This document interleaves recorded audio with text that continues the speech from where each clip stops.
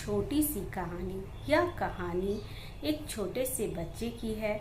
जो बच्चा अपने गुरु से प्रश्न करता है कि गुरुजी बताइए आपके कौन गुरु हैं।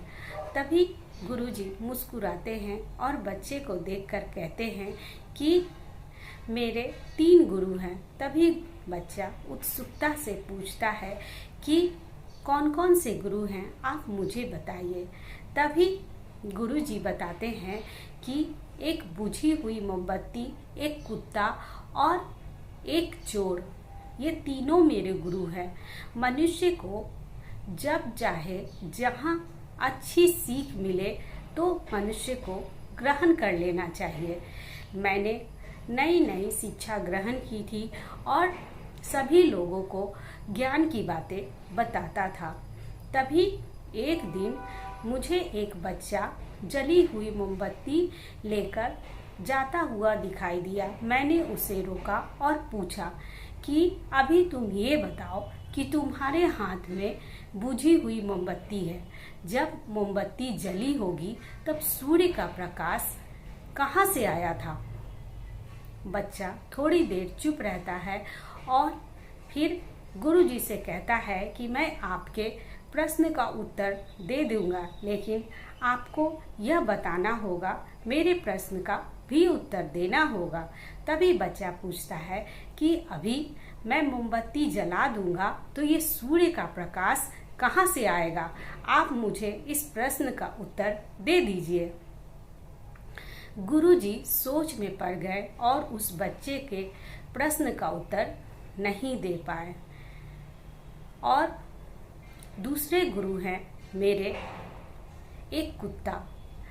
जब एक दिन एक कुत्ता बहुत प्यासा था और उसे बहुत प्यास लगी थी। वह पानी की तलाश में नदी के किनारे पहुंचा।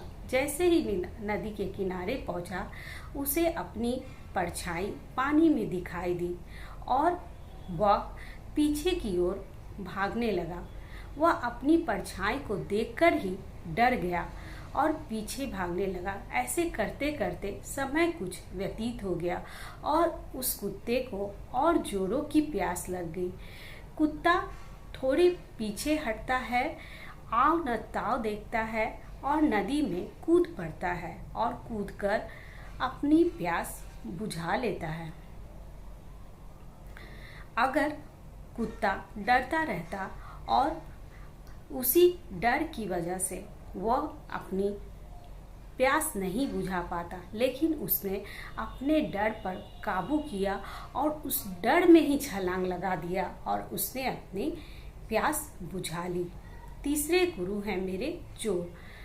मैं एक दिन रास्ते से जा रहा था, तभी मैंने देखा कि एक आदमी दीवार तोड़ रहे थे।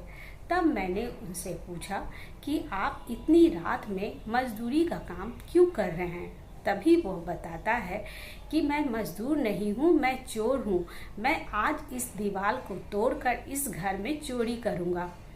यह सुनकर गुरुजी आश्चर्यचकित हो जाते हैं और उन्हें थोड़ा सा चक्कर आ जाता है।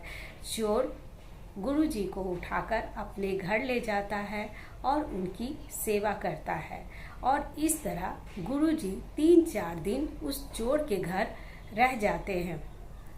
रोज रात को चोर यह कहकर निकलता कि आज मैं कोई बड़ी चोरी करूँगा और रोज निराश होकर लौटकर चला आता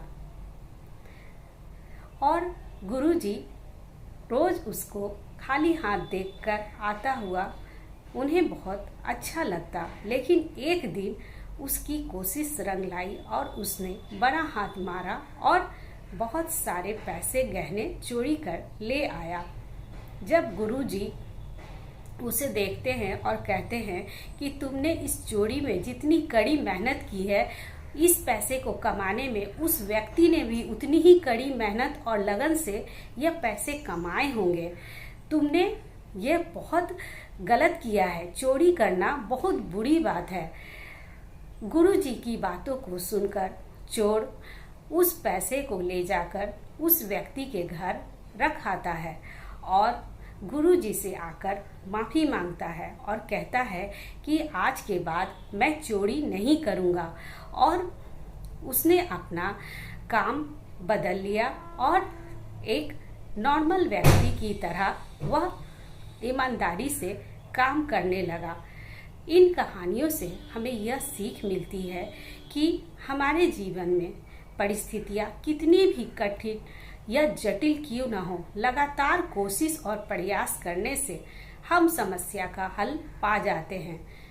जिस तरह अगर वह कुत्ता डरता रहता तो वह अपनी प्यास नहीं बुझा पाता, लेकिन उसने अपने डर पर कंट्रोल किया और उसने उससे लंबी छलांग लगा के अपनी प्यास बुझाई।